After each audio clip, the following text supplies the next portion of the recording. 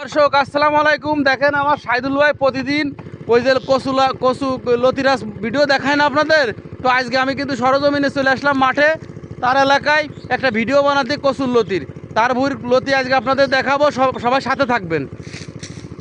এই যে আমার এই শ্রদ্ধেয় বড় ভাইরা অনেক দূরের থেকে এসে ভিডিও করতে কচুর লতির। ভাই বাড়ি কোন জায়গা তো আপনাদের? আমাদের বাসা বাঁকড়া। বাঁকড়া জিগরগাছা ওই লাইনে না? জিগরগাছার ওই লাইনে। তো দেখেন সাথে থাকেন। এই দেখেন আসলে অমায়িক ধরা ধরেছে। আসলে আমাদের এই যশোর জেলা বাগারপাড়া থানা জোহরপুর ইউনিয়নে প্রত্যেকটা কৃষকের ঘরে কিন্তু এরকম লতি ওঠে। দেখেন অবস্থা। এই ভিডিও যেন চুরি হয় না, কেউ যেন চুরি করবেন না। লাগলে আসবেন, বলবেন, আমরা ভিডিও করার মানে জায়গা দেখাই দেবো, ভিডিও করে দেবো, সাথে সমস্যা নেই।